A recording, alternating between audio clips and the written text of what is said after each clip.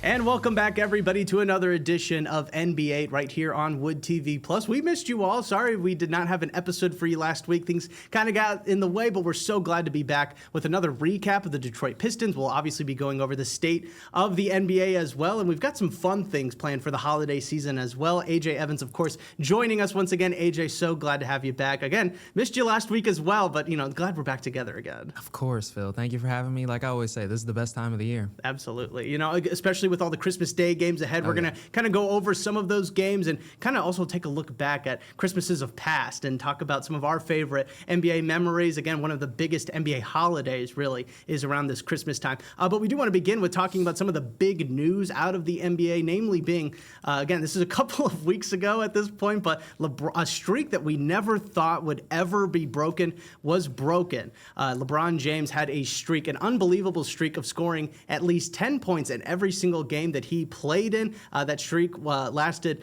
1,297 games, but it was broken just a few games ago for the Lakers. AJ, I don't think we can really overstate just the impact and legacy that LeBron James is going to leave behind. But again, were you surprised to see this streak actually break? It felt like something that we would never see be broken because, you got to think LeBron, 10 points, they kind of go in the same sentence together almost. Yeah, those two things have been synonymous with each other for as long as we've been alive, Phil, almost. Like LeBron, he's been the standard of excellence in the NBA. So I was a little surprised, but hey, he still had like 11 assists in that game. So he still made the pass to win that game too. Yeah. I mean, he's still at his age. He's still controlling games. He's still doing what he does best, and he's still contributing to winning in a huge way every single night. So yeah, it was a little strange to see. I guess it's just another sign. I think it might be the clearest sign we've gotten of the fact that he's slowing down and that he really is in like the twilight of his career. But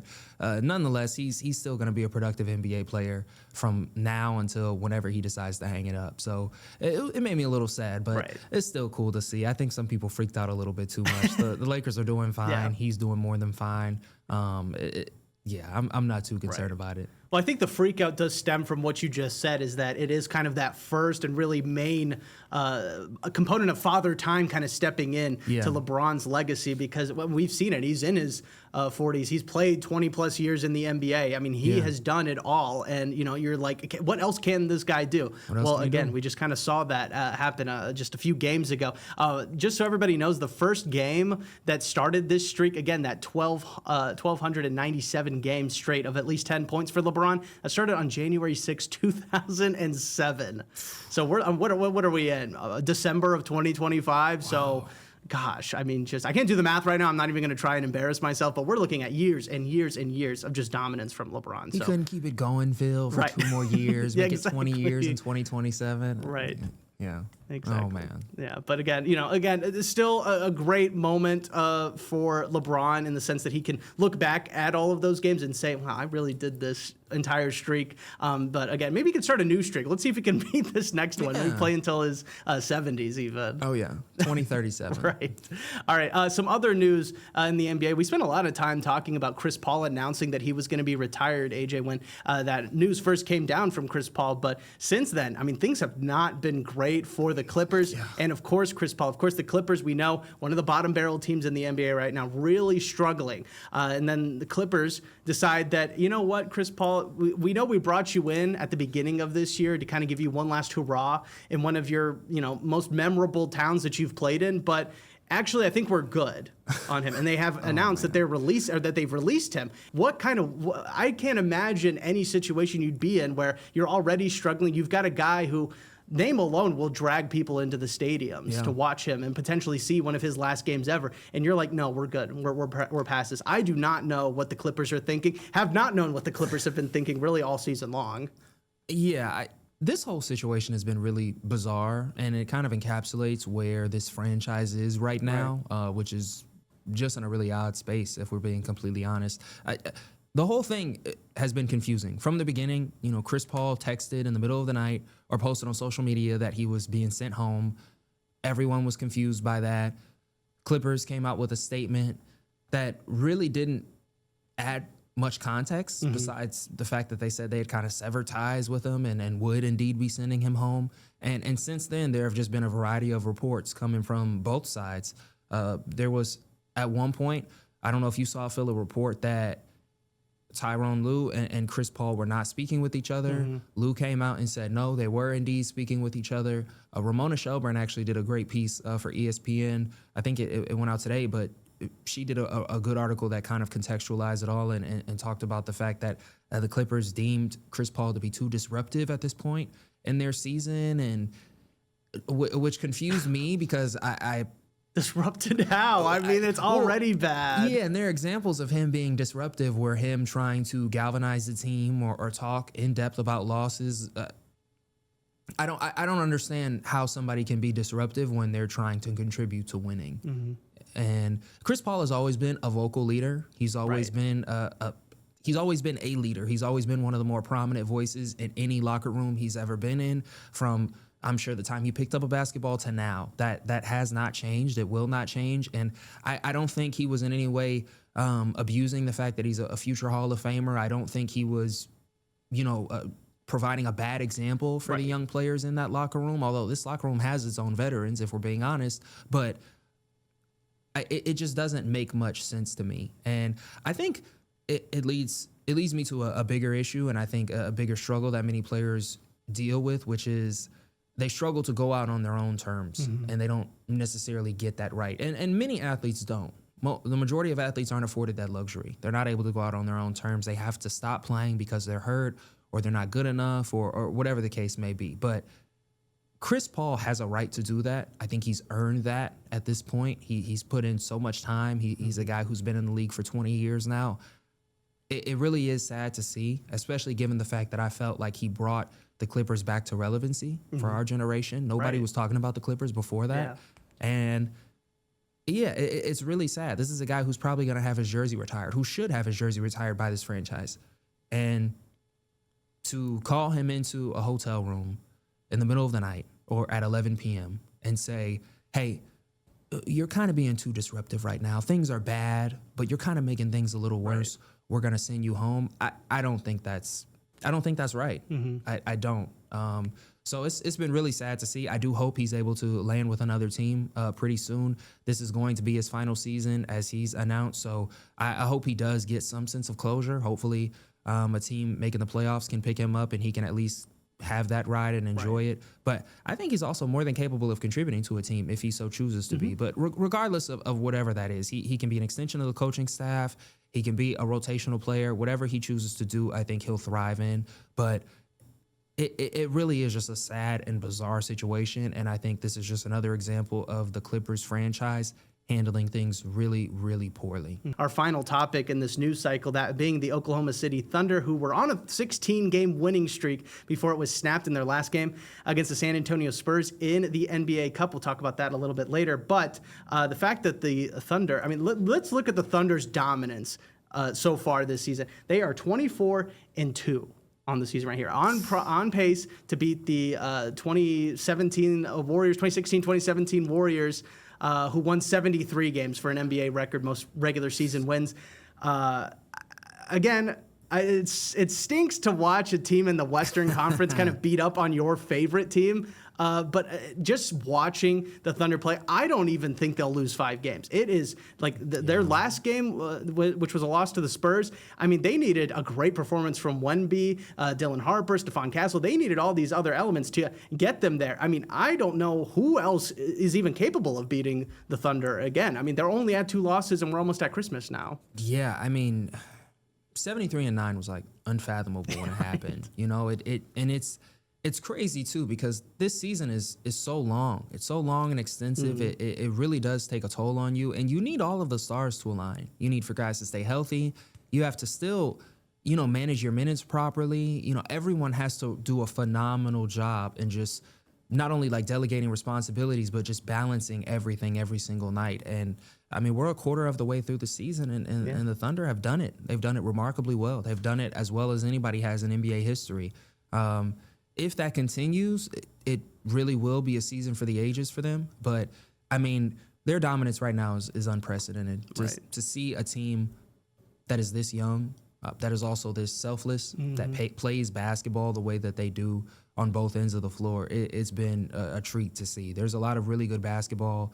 There's so much talent. I think the league is in as good of a place as it's ever been. But this Thunder team, I think they're really the epitome of that, and of how high of a level basketball has gotten to. Right. I mean, not since those older Warriors teams, or really even with the KD Warriors. I mean, I have not seen a team play this well from top to bottom. I mean, even those Warriors teams, outside, they had to get a lot of help from some no-name guys, or they had a very small bench. This Thunder team, I mean, they play 12 guys on a regular basis. Yeah. They were winning most of these games without their arguably second best player in Jalen Williams, and now that he's back, I mean, that just adds an extra fold to this. I know there's a lot of talk, especially on social media right now, about the Thunder, and there's a lot of hate driven towards them because they think that maybe they flop a little bit too much, or maybe they get a little bit too many calls, or maybe they get to play a little bit more aggressive defense compared to other teams in the NBA. But I mean, if you watch a full Oklahoma City Thunder game, there are very few things I find wrong with the way they play basketball. I mean, when they're playing the Grizzlies, I hate them. I don't want them to. I think everything they're doing is wrong. But an objective matchup, it's just such a beautiful brand of basketball to watch. And again, I think the issue that a lot of people are having is the fact that we don't know who's going to maybe beat this Thunder team. And I think that is scary to some people, because you think about when the Warriors were winning all those games. That was something that people talked about. They were like, well, it's not fair to the other teams because they've got all these superstars. Well, then we saw the Cavaliers beat them in the finals, and we realized, oh, this team can be beat. Yes, the Oklahoma City Thunder this season have lost 2 games, but I mean, I don't think one of them was to the Trailblazers. So I don't know if there's a team built for a 7-game series to compete with the Thunder. I think that is scary for a lot of people. For sure. And I'm not sure if there is either, Phil, but that's the beautiful thing about the postseason and about this game. We're going to find out. And regardless of whether they can be beat or not, this team still has its weaknesses, and those things will be exposed. Now, those weaknesses are very slight, but they're going to have to go through a very competitive Western Conference to get back to the finals. And so when you factor in the road that they have ahead of them, the fact that they're getting an opposing team's best game every night for the rest of this season, coupled with, like I said, an extensive postseason, if they make it that far and get all the way back to the NBA mountaintop,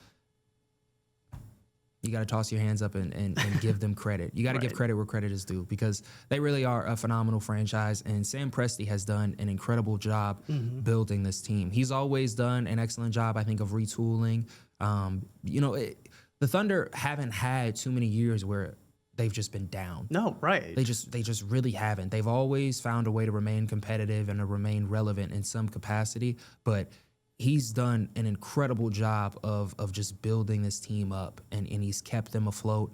And I mean, he's just made some incredible deals. The fact that they're probably going to have another lottery pick this year is insane. And that might be the unfair part that I'm agreeing with people about. It might be, but hey, you have the Clippers to thank for that. So exactly.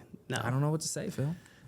Get ready for some awesome basketball, I guess. I mean, these playoffs are going to be great. I know we've still got a ton of regular season. We've still got the All-Star game. Still got Christmas Day games, which are going to be a lot of fun. Still got the NBA Cup even. But I think, with the playoffs, I think I'm just very excited to see how these teams look to maybe try and match up against Oklahoma City. Real quick, though, AJ, do you think that they beat the 73-game winning mark? Might be too early to tell. I think they do. Personally, I'm going to go out there and go on a limb. I think they potentially get to 75. I think that is their goal. I think they like a nice round, even 75. I think that's what they're trying to go for. Okay, I'll be pessimistic. I think they can. I think they very well can.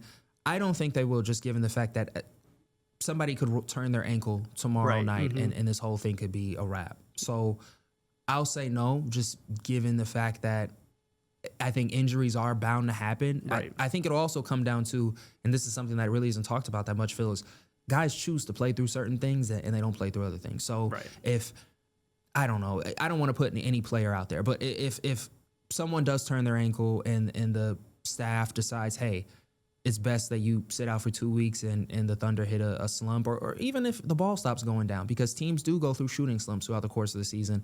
Like I said, this whole thing could blow up. But having said that, I still do think they win 65-plus games, which is incredible in and of itself. I mean, that's still a terrific year.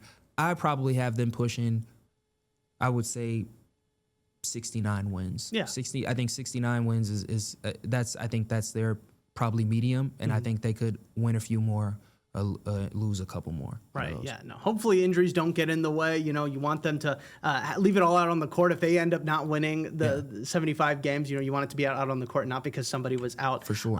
But yeah, it's definitely going to be exciting to see. And of course, the Thunder being the top team in the West, we have to talk about the top team in the East now. That's still being your Detroit Pistons. They are currently 21-5 on the season, which would already be making headlines if it weren't for the fact that the Thunder have been dominating as much as they have. Real quickly, want to go over just their past couple of games. Again, we have 2 weeks of games to kind of go through. Obviously, the NBA Cup kind of helped us out a little bit, giving the Pistons a little bit of a break, so not as many games, but it all began with a loss at Milwaukee, 113-109 against the Bucks. Giannis really only played 4 minutes in that game, so you thought maybe Detroit was kind of in line for a big win. Ended up getting outscored by 11 points in that fourth quarter.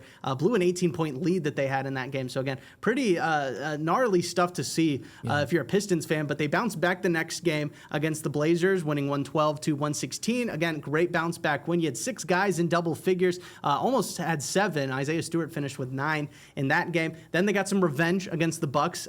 They won 124-112. They had a better job of keeping the lead this time, and 31 to assists to 15 turnovers.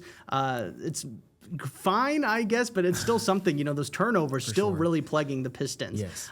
Then a big win against the Atlanta Hawks, 142-115. Beef Stew led all Pistons scores with 17. Anytime we get to shout out Isaiah Stewart, I'm going to do it. They actually outscored Atlanta 35-19 in that third quarter, which really busted the game wide open, led them to a big win. And also, the Pistons tied an NBA record in that game. Yep.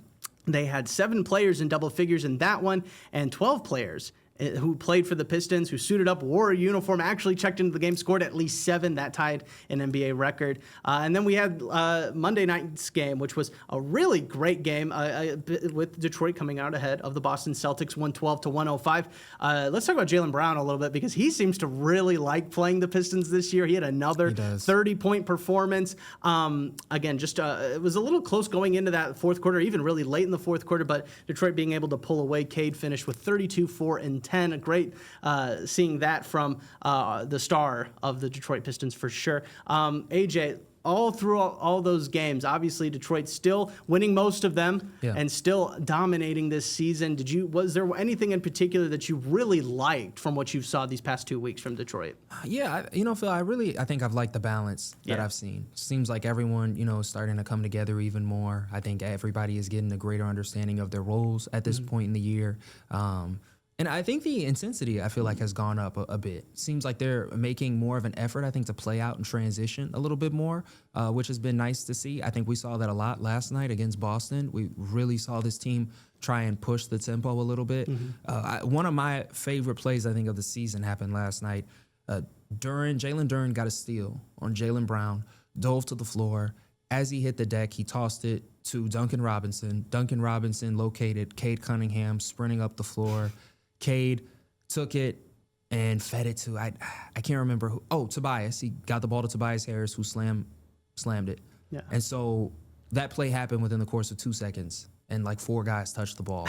And it was remarkable to me to see, like I said, how this team has just continued, I think, to up the intensity. And I feel like to continue to find new things to play for. When you're winning, sometimes I feel like young teams can get bored and get a little lackadaisical. And I think the Pistons have been guilty of that in some of these games, Phil, like we've talked about. There have been a lot of blown leads in some of these games. There have been some wins they've had where they've blown leads. And we've talked about the importance of playing 4 really good quarters. I think they're making a concerted effort to really get to that. So it's been cool to see. One thing I think that I've continued to track is the Pistons are still fighting to get calls, Phil. Yeah. They're still fighting to get them. We saw Cade get a tech last night. JB has gotten a couple of techs this season. I think they're frustrated with the fact that they don't feel like they're getting the respect that they probably rightfully deserve. But you and I talked about it off air. There's a balance, because I think a lot of good teams maybe get calls that maybe that they're not inclined to get, but that they're able to fight for and that they've earned just through dominance over a few seasons. And the Pistons are getting to that point, but they're not quite there yet. This is their second really good year. And they've taken an even greater step this year, to the point where they feel they have the upper hand in every matchup, which I think is new for everybody, including them. So that's been interesting to see. But nonetheless, I've really liked everything I've seen from this team. I'd really like to see this team continue to finish better at the rim. I think that's something to nitpick a little bit. I feel like Asar, as of late, has kind of struggled to finish at the rim, but I'm not too concerned with it. I think he's still naturally so gifted, especially when he's around the basket. He can put English on the ball. He can do so many different things, but I'd like to see him just concentrate a little bit more on that. Getting in that restricted area is really tough because you have 7-footers trying to take your head off. You have guys trying to take charges. Yeah. So you have to really, find a balance, and it's not as easy as it looks on TV. So, I've really liked everything. They're still doing really well, still have a top 10 offense, top 10 defense. They've been remarkable. So I just hope that they can keep it up and everybody can continue to stay healthy. Right. Well, I mean, but back to the getting calls aspect to this whole thing.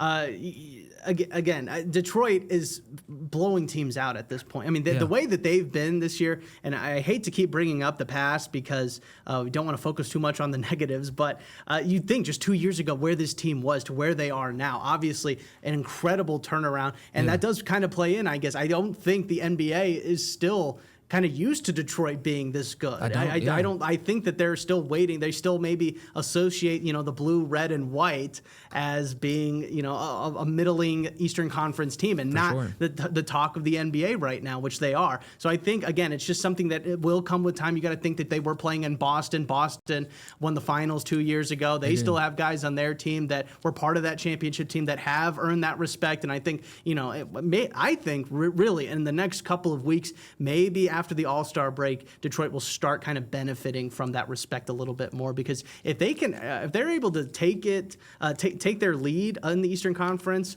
all the way past the All-Star break and enjoy the All-Star segment, maybe they have a couple of guys make some of those teams and everything like that. You got to think that the NBA is going to really start taking notice as the playoffs get closer and closer, and kind of realizing that, okay, we should be getting used to saying JB's name. We should be used to seeing Cade maybe get a little bit extra fiery. We should see maybe Isaiah Stewart, manhandling some people down on the block a little bit more. I think that way, if they're at least expecting it a little bit more, that'll go into giving Detroit at least a more fair whistle against some of these other big-time teams that have earned that respect from NBA refs. For sure. And I think also, too, I think some officials have been a little surprised at how much these teams advocate for themselves.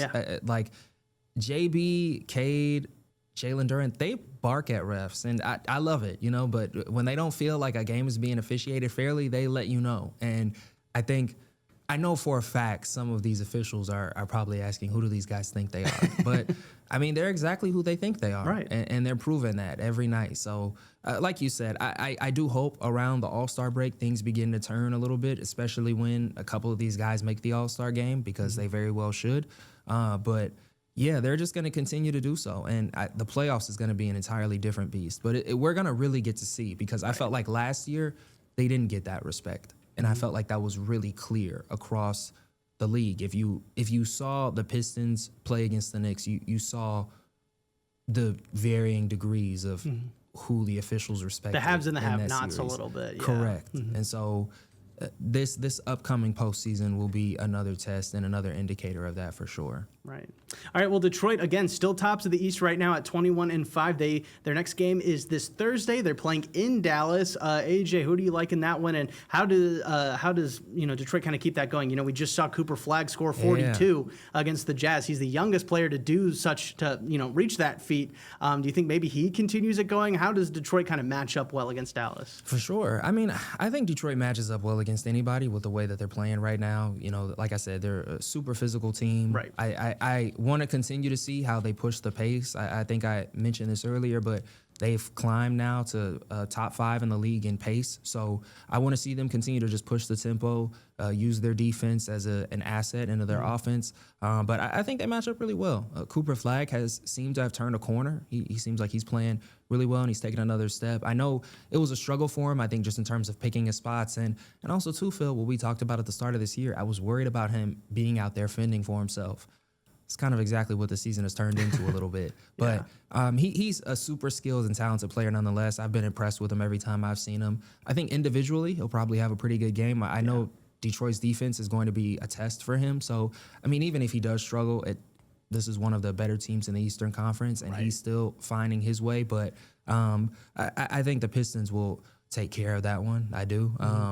But things could happen. We've seen the Pistons build really big leads and collapse a little bit and go silent for prolonged stretches. So I think that's probably what I'm really looking forward to seeing, because I think Detroit will probably get off to a good start, and I'm sure at some point they will take a commanding lead, but if they're able to maintain it, that's another challenge in and of itself. It's kind of the game within the game. So I think I'm looking to see how they handle that for sure. Yeah, no, and obviously it's great to see Cooper Flagg kind of reach that potential, even if it's just briefly in that one game against the Jazz. You know, again, he's a guy that had so much hype around him coming into this league. And I mean, you know, anybody that's under that much pressure, you can tell might be having a little bit of difficulty adjusting to the next level. But good to see that he's kind of making that way. And again, Detroit only gets 2 chances at Dallas every single year in the regular season. So you use these chances to actually see Cooper Flagg against your favorite team. You know, you try to make a television showing of it. So should be a good game. Very excited for that one. Of course, we'll be bringing you a full recap next time we're here on NB8, which will be for a few weeks, but we'll get into that a little bit later. AJ, I want to shift gears now to something fun that we've been planning for the past couple of weeks now, and that being the holiday wish list for the NBA. Off camera, AJ and I spun a random wheel of all the NBA teams. We took out the Pistons for obvious reasons. We talk enough about them. But we wanted to kind of go over, you know, what might be on some of these other teams' wish lists going into the holiday season. AJ, we each got 3 teams. I'll let you go first with your first team. Pick whoever you want. Say the team that you had and what you think might be at the top of their holiday list this year. All right. Okay, so Phil, my first team was the Portland Trail Blazers. Obviously, there's a lot going on in Portland right now. Chauncey Billups is still being investigated. But there have been, I think, some bright spots. We talked about a little bit. Shaedon Sharpe has taken a leap this year. Deni Avdija has had a really good year. I think for me, the thing that I would like to see for this franchise, the one thing I would put on their wish list is a bona fide leader for this next generation, for this next era. I don't think Chauncey is going to be that guy. It doesn't look like really there's a way out of this. And so I think with that, they're going to need to find some new direction and some true consistency. It seems like Portland has sort of been devoid of that for a while now, and I think they could really use a solid head coach, somebody who's really not only passionate about working with young players, but who can really just get this franchise back to relevancy, because it's been a struggle. And Damian Lillard, CJ McCollum, I think carried this franchise for many, many years. They made this team a contender in a really competitive Western Conference, but they need someone who can get them back to that. And so that's what I hope they're able to get, and that's what I have at the top of my wish list for the Blazers. Well, I know one guy who is currently looking for a job who might be available in the next couple of months to lead that. I mean, could you imagine Chris Paul lead? He would be a great coach. We see so many times a lot of players kind of move into TV and be the analyst and everything, and there are a lot of great guys that do that. But I think if you can kind of move from the NBA straight from the end of the bench playing to the front of the bench coaching, I think that really goes to show. And I think Chris Paul would be one of the top guys to maybe do that. So that's just an option out there. Yeah, for sure. And he's got such a good basketball brain. He's going to be able to do whatever he wants. If he wants to be a general manager, it might take a little bit longer, but he can get to that point too. Yeah. So whatever he wants to do, he'll be great at. Right. All right. Well, that's a great first start to this. My first team is the Sacramento Kings. And again, we wanted to have as much fun with this as possible. So I started with the Kings because this one really isn't that fun, because it is kind of serious. They need better momentum management. And what I mean by that is you look at where the Kings were since the 07-08 season. They had not made the playoffs since then until 2023, when they just got this band of really solid role players to mesh well with De'Aaron Fox and Domantas Sabonis, who they had on their team. They ended up taking the Warriors to 7 games, and the Warriors had just won the finals the year before. So they had all this momentum. Sure, they lost in the first round, to the Warriors, but did anybody have more fun that season than the Sacramento Kings? They had Light the Beam. I mean, everything was looking up for them. Light the Beam. Everything was, right on track, right where they were going to want to be. And then all of a sudden, everything just kind of fell down. AJ, you had this great line when we first started this show, and I've been echoing it ever since, that you can't skip the steps to success. And I think it was a case of Sacramento not having any productivity for, years and years and years. And then all of a sudden, they're taking the reigning champs to 7 games in the first round of the playoffs, and they've got all this momentum going, and then it all just fell right back down to earth. Ended up trading De'Aaron Fox, ended up losing some guys, ended up trying to bring in new guys to replace them. It all not working out. You ended up getting rid of the coach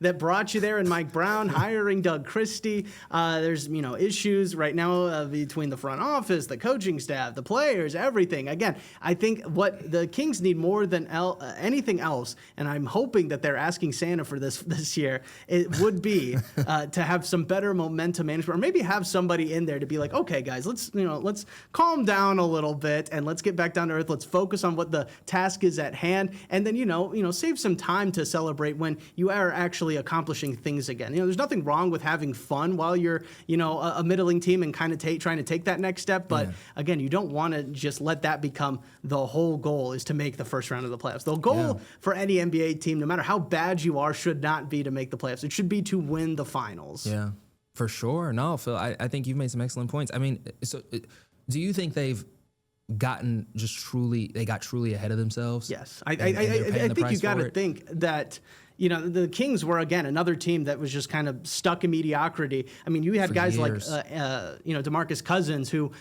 at one point in time was the best center in the NBA. Yes. And then you completely failed that. You never got him even to the playoffs, let alone to, I don't think they even had a winning record or a 500 record in any of those seasons either. Yeah. Then you had this one magical run, and instead of kind of retaining that and maybe trying to add an extra piece, or maybe shift this little bit in the offense or something like that, you kind of let it get to your head, and the Light the Beam memes that was kind of just taking over social media and everything like that. I think the goal became to have a funny viral moment at the end of the games than necessarily win these basketball games and kind of compete for a title. For sure. Yeah, no, and it's been so weird, Phil, too, because this franchise has been known for being really dysfunctional, but they haven't had a shortage of talent across the board. They haven't. They've had Isaiah Thomas, Tyreek Evans. We talked about him at length off air, Phil.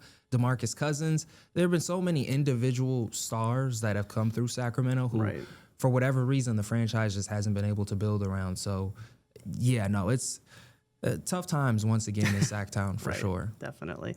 All right, well, let's try and stay a little bit more positive. AJ, who's your next team that you have on their holiday list? Yeah, so my second team is the Atlanta Hawks, and Phil, it really pains me to do this, but I think the Hawks need to ask Santa for a sizable return for trading Trae Young. I do. Really? I do, because, and it's not because of I think Trae Young is still a terrific fit for the Hawks, and I think that organization and him have had some great moments together.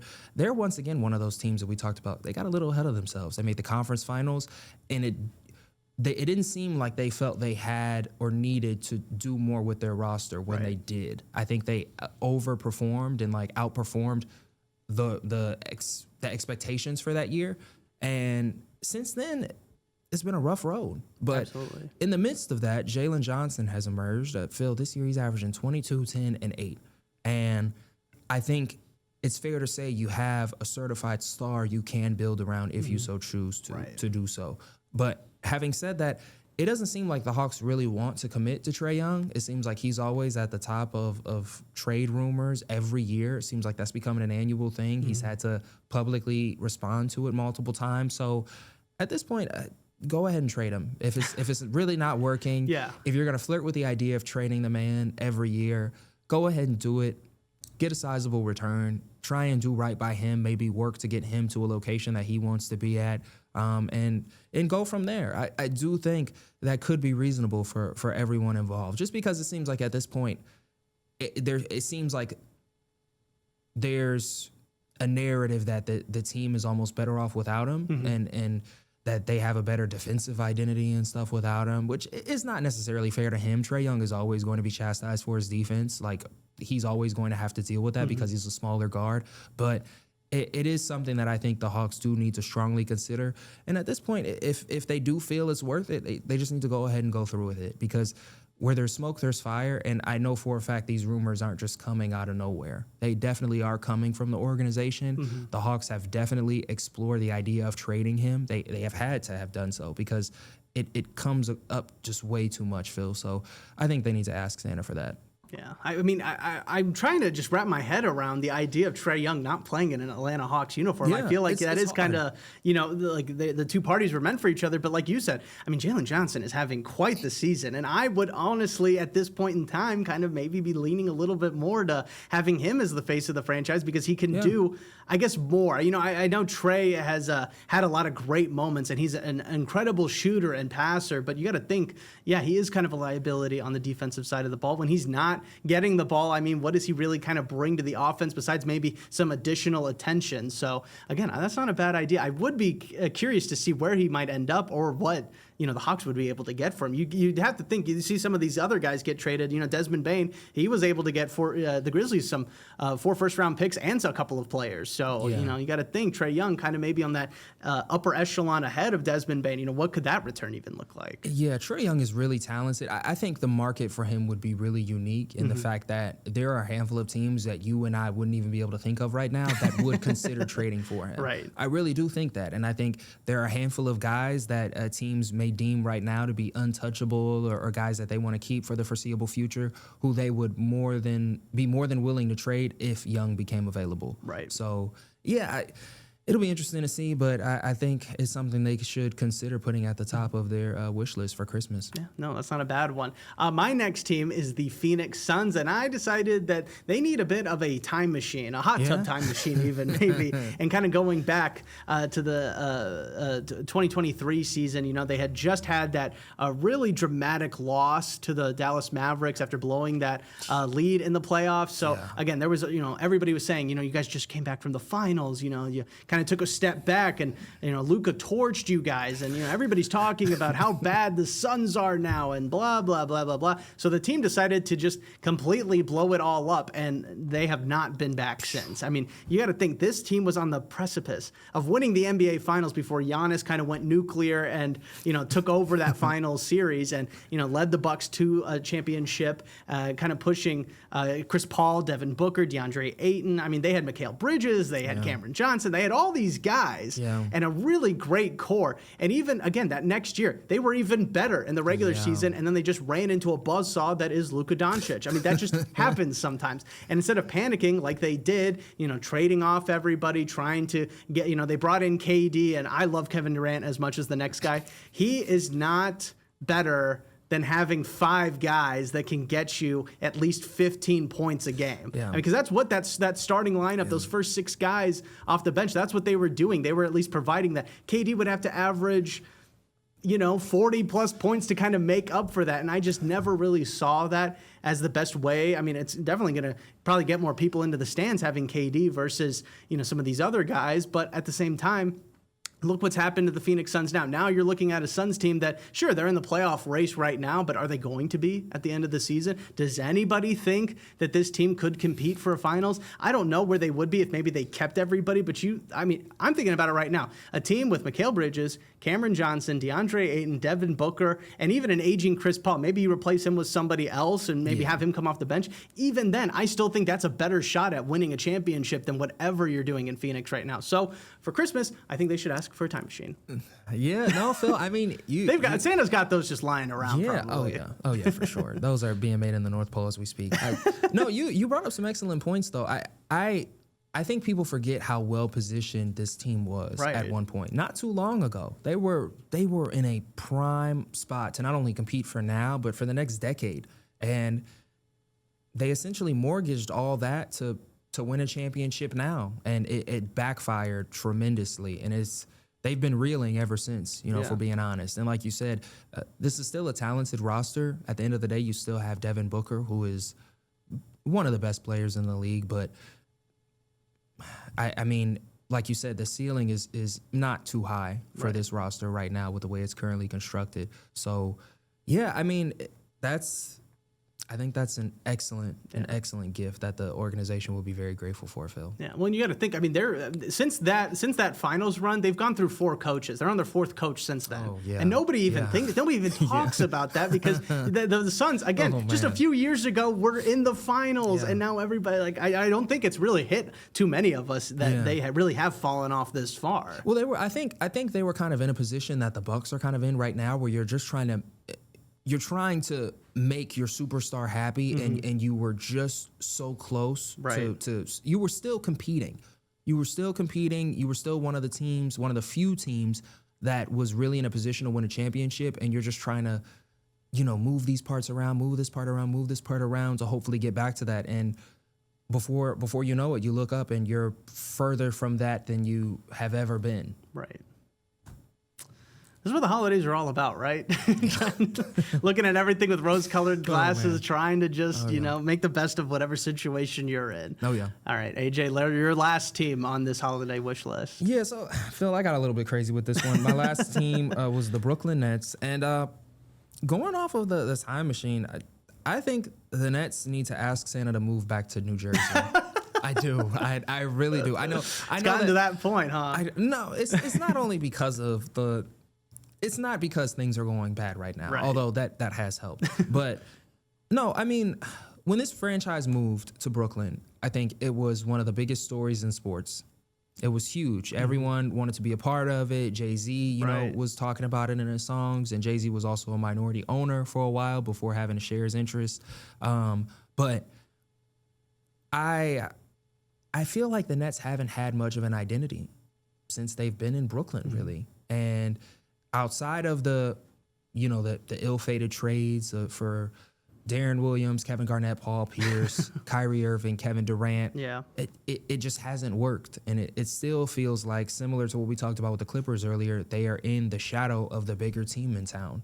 And it didn't feel that way necessarily when they were in New Jersey. It did feel like they had their kind of own distinct identity. And I did feel like they were unique in that aspect. I know a lot of people probably would beg to differ, especially people from that generation. But I mean, I don't know if you remember, Phil, when Jason Kidd and Richard Jefferson, Kenyon Martin were playing for the Nets, they were a big deal. They were they were playing so many nationally televised games. Back-to-back finals appearances. Yeah, I mean, and they almost, I felt like, used the New York market to their advantage because they weren't in New York, but they were close enough to where everyone from New York was still giving them the same kind of attention. And I thought that made them one of the cooler stories in that time and one of the cooler teams of that era. And I just feel like now that they're in Brooklyn, it just seems like they're kind of rudderless. Like they don't have much of an identity right now. They play in a beautiful arena. The Barclays Center is spectacular, but not many people are coming to see them right now. And like I said, I think the Knicks also thriving has not made things any better. The Nets are at the bottom of the Eastern Conference, and you could argue that things would be just as bad, if not worse, if they were in Jersey now. But I do think they had more of an identity then, and I do feel like if and when the wins start coming, like I said, they could use the market to their advantage and they would have their own unique situation rather than just being the other team across town, which is what the Clippers have been, even when they've been successful, Phil.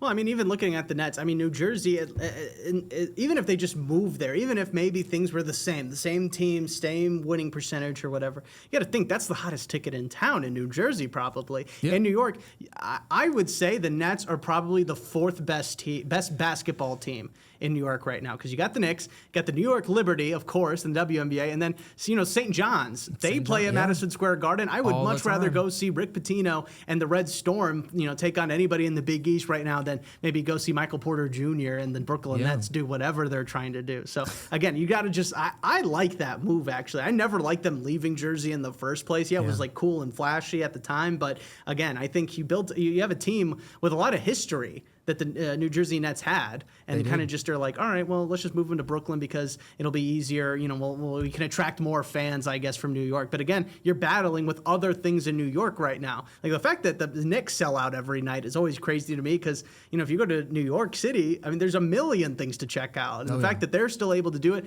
again, I think they could be their own New York City if they were in New Jersey a little bit. Yeah, no, for sure. That's what I'm saying, Phil. I really do think it could be a wonderful move for everyone involved. And like I said, I think you're still close enough to have the market and to use it to your advantage. People are still going to come and watch you play, but you have your own state, you have your own arena, your own identity. You're not in the shadow of anyone else. You're in your own state, for crying out loud. Right. And yeah, like you said, Phil, I was never against them leaving in the first place, but it's been painful to see. And also, too, it's been really sad to see, I think, a generation of fans go without their respective team. I've always said I've never liked the idea of a team leaving anywhere. I don't feel like a city should gain a team while another city loses another. If you want to put an expansion franchise somewhere, do that. But it makes me so mad to see like how the economics of sports leagues leaves so many fans without their respective teams. And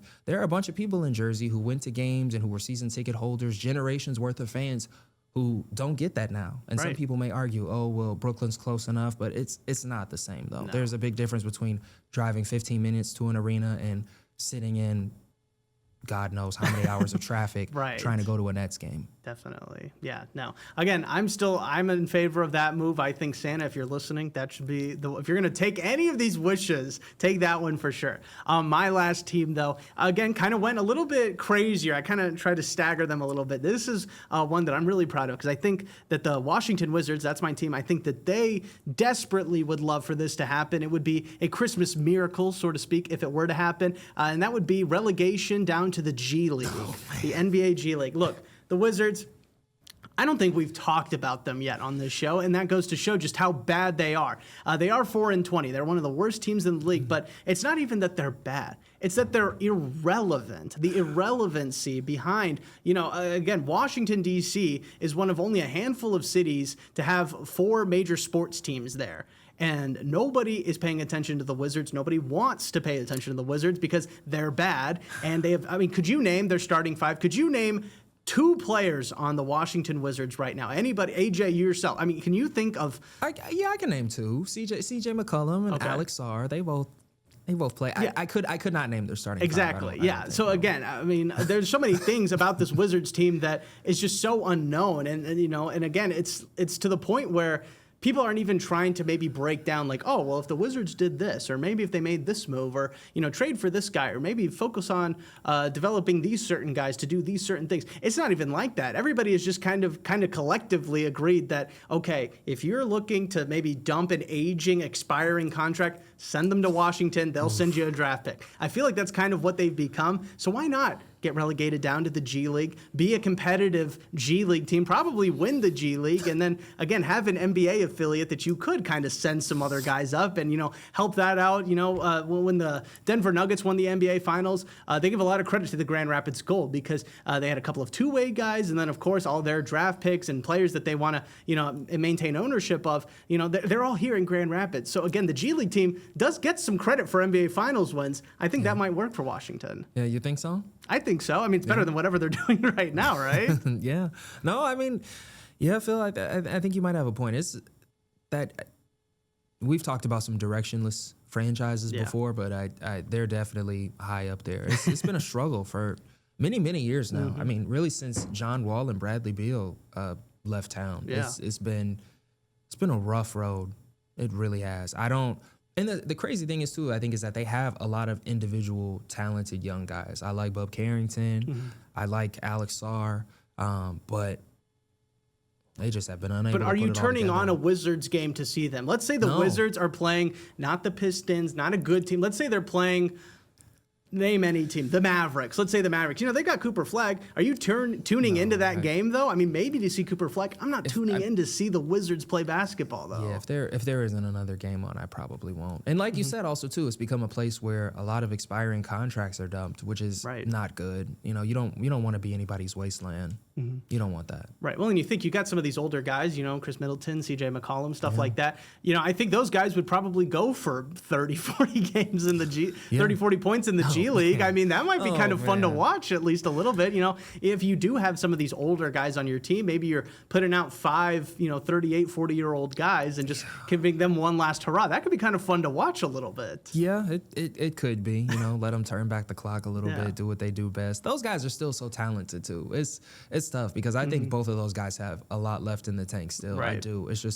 It's tough. They're in a really bad spot right now. Nobody's paying attention to them. Exactly. All right. Well, those are our holiday wish list for those 6 NBA teams. Hopefully, they get what they're asking for, even if it's not what maybe we think they should be asking for. Oh, yeah. But that kind of brings us, of course, to Christmas Day. It's really one of the biggest holidays in the NBA season. And AJ and we want to spend some time, of course, reflecting on Christmas days of past with the NBA because this is just such an important part of the NBA season because there are only a few games on Christmas Day, but they make a really big showing of it. And I always remember kind of growing up watching NBA basketball that this was my favorite time of the year because you always put the best teams playing against each other on the day when everybody's already off from school, work, everything. Everybody's already hanging out together, and you just get to watch some really, really great basketball. And there have been a lot of really great moments too. I always think back to 2016. You had the Cavaliers and the Warriors, first year with KD there. I mean, that was probably one of the best regular season basketball games I've ever seen. Clay was going off, Kyrie hitting those clutch shots at the end, playing great defense as well. And then even in the early 2010s, you had the Derrick Rose versus Kobe Bryant Lakers one year when the Bulls came to town. You've had a lot of great LeBron James moments even. So I know there's a lot of fans out there that really just watch for LeBron. I mean, that's always something to check out on Christmas Day. So again, it's just really the most important time of the year for me. One of my favorite times of the year, not just for the holidays, not just for family time, but of course NBA basketball. No, for sure, Phil. And you and I talked about it off air, but people always say that Christmas Day now kind of belongs to the NFL. I don't completely disagree with that. I don't buy that at all. Yeah. It still definitely belongs to the NBA, and there's so many cool games, so many memories, so many things to just touch on. But yeah, no, it's the best time of the year, Phil. Right. It's the best time of the year for me. One game that I always think about in particular, and I never even got to see this game live, but it plays a lot on NBA TV. Some people probably consider these games to be old, from the dinosaur era or whatever. But no, in 1984, Bernard King scored 60 against the New Jersey Nets in Madison Square Garden. The Knicks still lost 120 to 114, which is crazy to think about. But that's one of, I think, the ultimate performances. And I feel like it's a game that kind of gets lost to history. Because a lot of people don't talk about not only that game, but who Bernard King was as a player. He was one of the league's premier scorers in his prime. And he was also, I think, one of the first players to make a seismic comeback from an ACL injury. He had a really bad knee injury, looked like his career was over, and he came back and was a little bit better than what he was before. So, yeah, I thought it was important to give him his flowers during the holiday season. Absolutely. Yeah, and you got to think, if he didn't kind of pave the way for, trying to at least come back, there were so many times when guys, when they would tear their knee up, it was kind of done. It was like, all right, well, I'm just not going to play basketball anymore. He kind of paved the way for other athletes. I mean, think about how many guys we've seen in all of sports have a really serious knee or ligament injury and then come back the next year. I mean, look at KD. I mean, he tore his Achilles back in 2019 and he's still going strong. I mean, we are very lucky to have Bernard King to kind of pave that way for us. Yeah. He's like I said, I think one of the more forgotten players, but he doesn't deserve to be. He was a remarkable player. He and his brother. And the cool thing about them is that they're both from New York. They played Fort Greene, Brooklyn. They grew up playing on the playgrounds, and there were so many talented players that you hear about through word of mouth and through history books who never played a second in the NBA. Both he and his brother played multiple years in the NBA and were phenomenal in their own right. His younger brother, Albert King, was a terrific NBA player as well. So both of those guys deserve an immense amount of credit. Definitely. All right, well, let's look at the slate for this year's Christmas Day games. Of course, we've got the Cavaliers and Knicks kicking things off. That will be at noon Eastern time. Then we have a matchup that I'm really excited about, the Spurs and Thunder. That should be a really good game. Then Cooper Flagg and the Mavericks going to be taking on Steph Curry and the Warriors. Then we have Rockets and Lakers, another really great matchup with, two really big stars, two really still the faces of the NBA, and LeBron James and Kevin Durant. And then to wrap up Christmas Day of NBA games, We've got the Timberwolves and Nuggets, the two teams that we picked to come out of the West for the finals. Any of those matchups that you're really excited for, or is it really just another great day for basketball? Both. It's another great day for sure. I would say the Spurs and the Thunder. I'm definitely gonna be excited for that. There are some fireworks already brewing, so I'm super excited to see that one again. And then the Rockets and the Lakers too. The Rockets are playing at a really high level. I was really high on them at the start of the year. I've been really impressed with them, and I love what LA is doing right now too. So I think that'll be a prime time matchup that won't disappoint.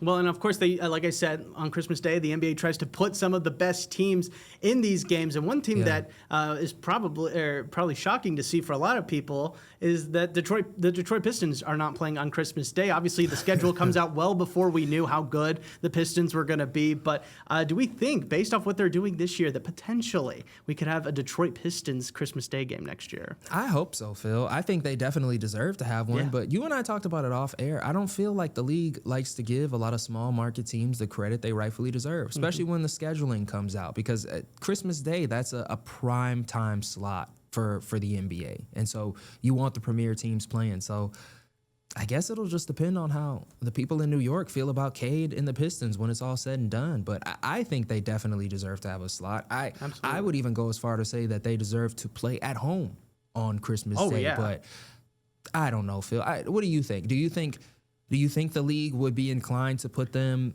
in a noon game against the Knicks? Do you think that they would have that much drawing power, or what do you think? I think it would depend on who they want to pit them up against, because I think we'll see Detroit no matter what in a Christmas Day game. I really do. As soon as next year? As soon as next year. I think even if something awful, I'm knocking on wood right now, Pistons fans, don't worry.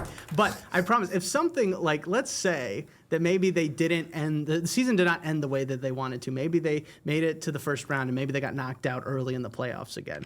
I still think what they've done and the fact that we've now kind of, I think, collectively agreed that Cade Cunningham is a star. I think you want to have your stars on Christmas Day. So I do think Detroit will have a Christmas Day game. It will depend, though, if they're at home or not, depending on who they're playing. I think if they're playing New York, if the NBA decides the best matchup is New York and Detroit, there's no way they're going to take New York, the Knicks out of Madison Square Garden on Christmas Day.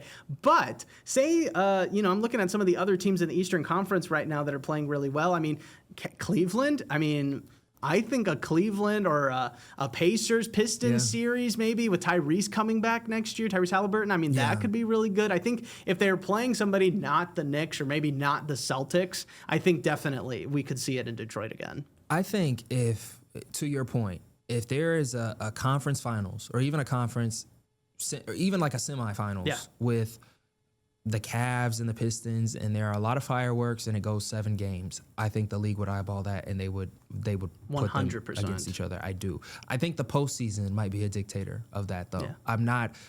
If the Pistons, I don't know, get eliminated in the second round and it's 6 games and everything's fine, it's just a normal game. There's really not much sparring or no back and forth. I'm not sure if the league will be inclined to do so, but I do definitely think Detroit deserves to be in that slot. I just don't know if the league will do right by them. Right. All right. Well, time will tell on that. But again, very soon we're going to be having some really great Christmas Day basketball. We're so very excited about it. AJ, it's been great chatting with you. We had a longer episode today because we did miss last week. So I wanted to provide everybody with everything going on in the NBA. But before we go, we of course have to mention that the NBA Cup is happening later on Tuesday night. AJ, it's between the San Antonio Spurs and the New York Knicks. Real quick, who do you have winning that NBA Cup? I got the Spurs winning. They're playing at a really high level. I know Wemby's kind of dealing with some injuries. I think he has a calf strain, but I got the Spurs. Yeah, I think if Wemby plays even 20 minutes, I think we can go ahead and hand it to the Spurs. He looked incredible against the Thunder, and that's probably the toughest team that they're going to play on the way to this. I know New York's great, but again, I'm just hoping for a really great matchup, and we should be in store for a really good one on Tuesday night in that NBA Cup. And again, Christmas Day basketball just a few days away. Thank you all so much for tuning in to this latest edition of NB8. We are going to be taking a brief hiatus for the holidays. We'll be back again in January. We hope to see you then. Thank you so much for stopping by. We'll see you next time.